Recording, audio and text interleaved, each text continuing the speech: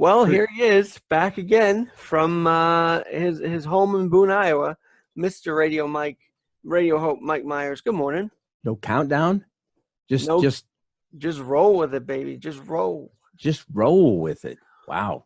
So, first of all, I don't know if you got a chance to hear, but I had an autism advocate on my podcast just now before you, who has autism himself, and he explained why he gave me the Bible. You got to listen back if you didn't catch it. Oh, this is getting immediate tingles up my legs stuff. This is I can't wait to listen. Listen. That is so cool that you were even sent that just out of the blue, it seems like. He asked me for my address, and I was sure. I thought he was going to give me something else related to autism, but it was the Bible. And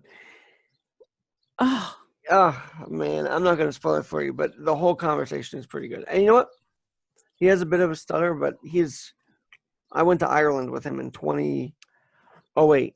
Him and 12 other people or so.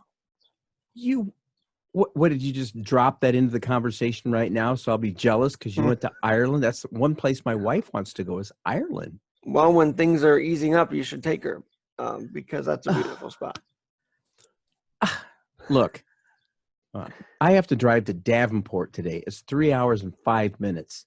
Oh, I'm going to be digging into my wallet just for that. No, it's not that bad. Are there any tolls in Iowa, or is that just a New York and Metro City thing? The only tolls that I don't think there are any in Iowa at all. I think they're all in Illinois. Oh, I've got a great story about that one. Pronunciation. So McDonald's was like right on I forget what it was called. Maybe is there a Chicago Thruway or something like that? Yeah, I think so. On the Thruway. And I don't know my dad. I know my dad took a picture. I don't know where it is. But we're on the side of the road on this throughway, waiting for a hamburger, and I'm sitting on the roof of the car at like 2-3 years old, looking at the whole traffic. Uh-oh. And he was really ticked because I didn't give us the specific burger that I needed at the time, which was no cheese, and it just ended up being a whole debacle. But yeah, I remember the Chicago tolls pretty well, actually. Well, and your mention of cheese reminded me of Tom French, a youth pastor from Australia. I'll try to cut to the chase. And he was talking about that issue with what do they call that? His celiac? Yeah, celiac disease. But he also was he was talking about boobies. Now, I'm not going to get into that. It was his struggle he had at one time in trying to justify pornography. He said, my computer was calling me saying, Tom, boobies. It is hilarious. I love this guy's teaching. That is funny. I mean, but did he take a responsibility eventually or what? I'm assuming so. I ended up in a deep conversation with the wife. So I'm going to go back and check that out. It's on the Muck Radio 24/7 stream. I got it completely revamped. I know we talk about the stream a lot, but when you're literally not on the air or not around a microphone, do you still have to listen to some sort of medium, or do you kind of check out from the medium of audio? That is a great question. And in response to your question, yes, I do. I can't. If I go downstairs to do the laundry, the first thing I do, if I'm going to be down there long at all, is turn on the radio and maybe listen to Rush Limbaugh. Oh, that's a natural thing to do then. So that's good. It's just what I do. And sometimes I'll carry my phone in my pocket, listening to, whatever. Now today, I can't wait to hear your podcast. It's going to be very exciting. And Andrew is fantastic. And, he's so on the Irish trip, though, he was a little more, I don't know how to say socially awkward, but he was a little more, struggling to talk with people. And I think because he was trying to control his autism and whatnot. So he was having some things. But 12 years later, to see the man he's become is just so inspiring to me. Like, I just love that. So. And how many people have those issues and they learn to, Maltillis, or I don't know if you've seen the video of this guy this guy was with his dad, and his dad's dementia was setting in something terrible. But you take him back to an old song, he starts singing, and the guy's phenomenal. Oh no, he is very autistic people can do amazing things, and I wish they weren't picked on as much, to be very honest with you. And yes, people just need to quit picking. If you want to pick your nose. Well, do you have any family that have autism? Because I do have family that have it, actually. No, but my wife works at the school district with folks Who that have have, it? various issues, and she loves her job. She has such a heart for those kids. I have a weird question then. So if she comes home, right? Because I'm sure that's such an emotional toll at the same time. So Yes. she comes home, tells you about her day. Do you like jump in and say, "Oh, did you know about my podcast today?" Or do you kind of not? Alex, you never cease to amaze me. Many times in my head, I'm going, yeah. What about your day? Did you ask me about my day?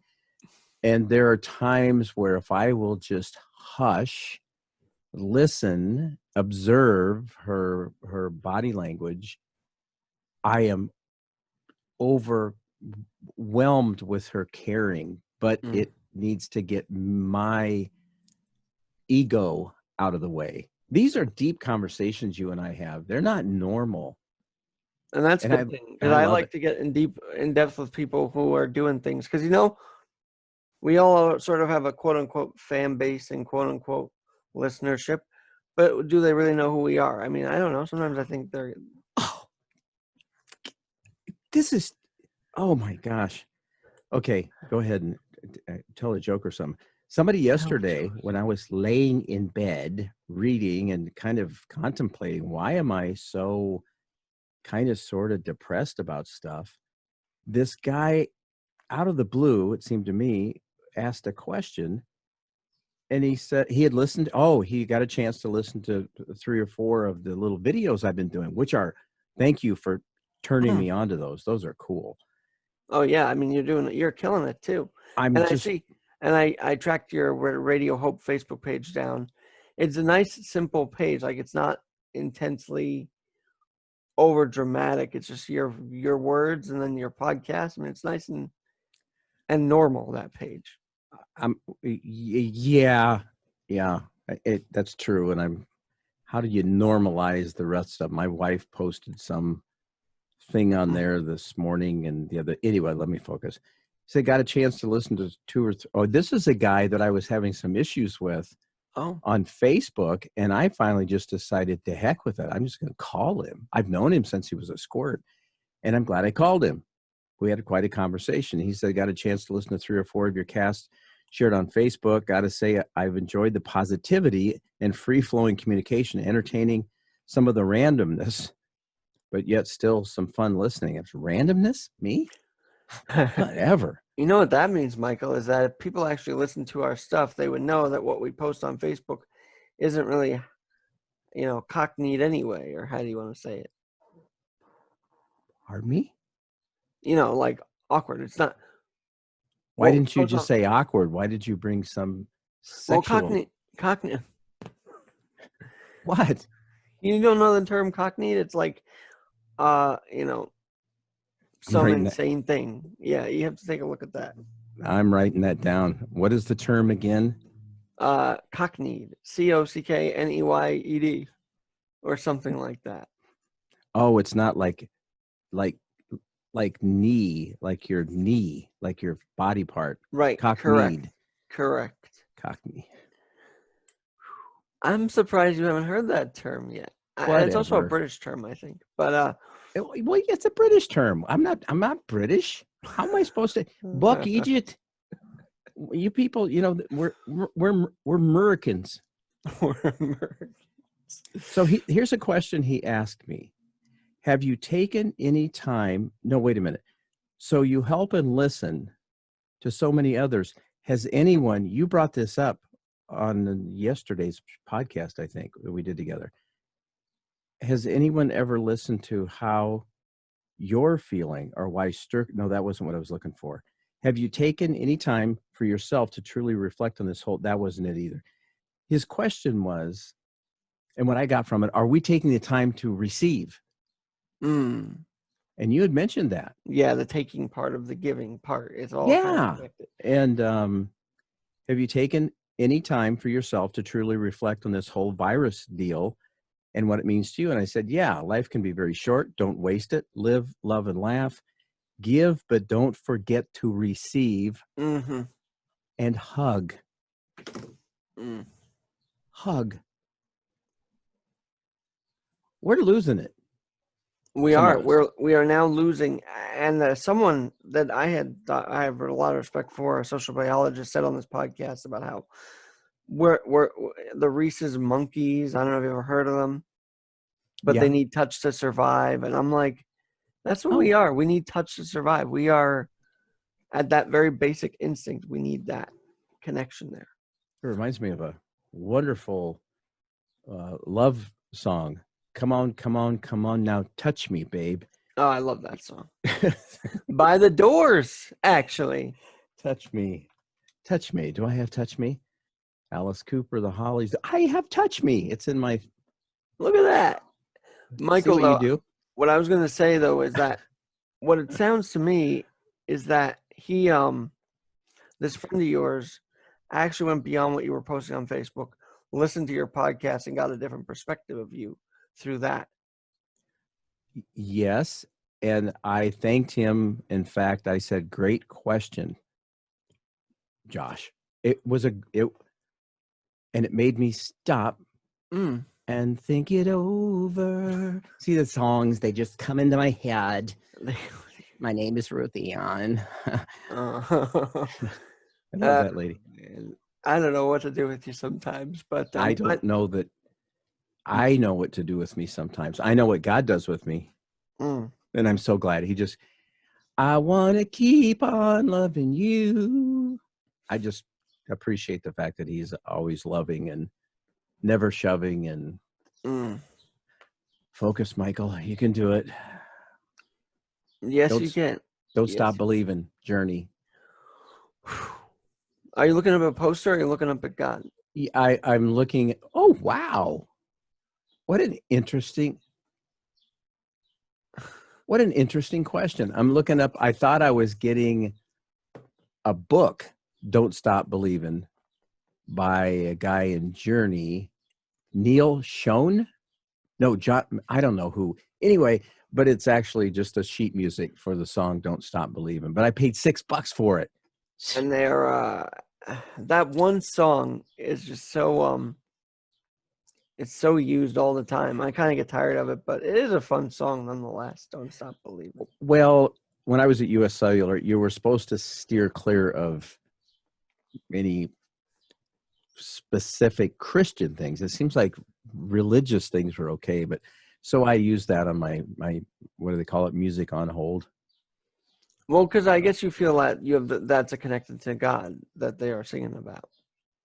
Yeah, don't stop believing, no matter what happens. I mean, it's very easy to have. Well, there's some guy, Hawk Nelson, is a Christian singer, and he just had his lead singer say he's done with Christianity. He's just done. So how do you respond to that? It's a big deal. Well, these dropouts are kind of a huge deal because I think we're not the Christian community. See, I'm not hardcore rah-rah Christian. I believe in God, but I'm not at the pulpit.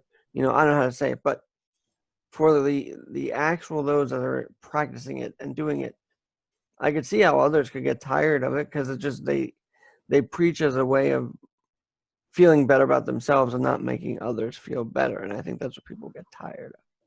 And that's why I appreciate these Christians that try to keep their name out of the what do you call it? The getting pigeonholed. There are Christian folks that as soon as you too is a prime example. Yeah. Well, yeah, isn't Bono very religious or something or what? He is, yeah, when you say very religious, that's where it really gets interesting. Because when I hear religious, I think of men's traditions rather than this tight. He actually had a sit down with Eugene Peterson, who um, wrote the translation, The Message, which, by the way, I am now going to take with me on my 6-hour trip because of your gift you received from your friend. Oh, nice. It's You're going to gonna be take some it. great listening. I mean, at times and then sometimes I just need to shut everything off, like we were talking about earlier. I get overloaded. Well, what can we expect at 9 a.m. Eastern today from Mike Myers on Radio Hope? Greater is he who is in me than he who is in the girls, or whatever. Fill in the blank. It's that's pretty much it. So, Edgy title, but I dig it. it's actually a scripture, to be specific. Greater is he who is in me than he who is in the world. He didn't come to take us out of the world. He came we're to stay in the world, and he will protect us, which he, capital H, of course. And it reminded me of the conversation it's just, I just have I don't know, maybe some people would call it some kind of a la la land idea of life. And it's a different worldview. No, it is. And it's, your view is just different from everything. Let's put it that way. So wait, he didn't actually say you have to come out of this world with me. I thought that was kind of one of the things that he was going to come down and bring us all up there or something. Well, eventually, but for the time being, and a lot of Christian people, they just don't want to live and be around those kind of people, the lepers, the prostitutes, the homosexuals, those kind of people. But what he wants us to be,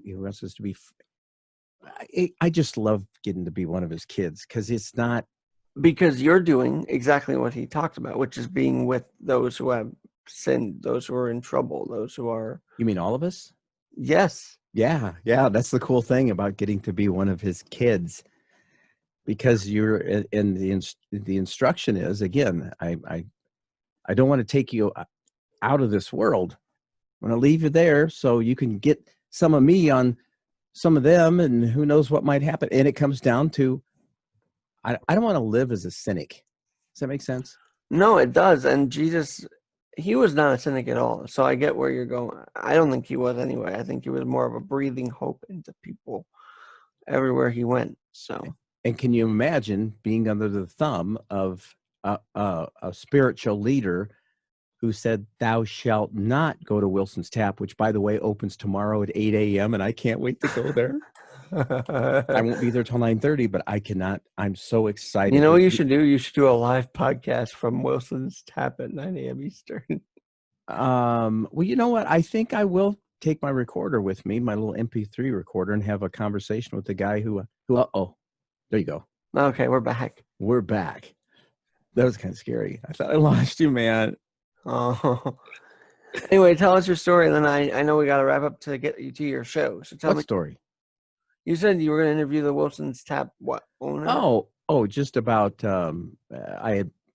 he's been watching these videos that I've been posting, the short ones. Cool. And he commented on it. And then Gary Russin, yeah, yep, who mentioned you, because he did what people will watch these short videos, but I don't know how many check into the show, which is fine. It's just another way of maybe getting to share a message of hope. I mean, you've expanded me. Michael, up to that point, we will do this again tomorrow, and then catch this replay on YouTube. I love that we're putting this up there and having people have these messages for those to see. So, and I'm using my mic thing for. Oh yeah, for the yeah. It's an eclipse. Thank you, sir. You got it. Love you, brother. Be well. You too. All right. And before I clock out today, just one thing. The New York Rangers are part of a 24-team playoff. That's right, 24-team playoff. But here's the thing. This whole plan to go on the rink in July has not been signed upon by the NHL Players Association because the league and NHL still must figure out health and safety protocol and solve other issues, including where to play. So the return to play plan is out there. You can check it out. But it's a long time, I think, till they figure out, yes, we can do this. But they got to come up with an answer soon, right?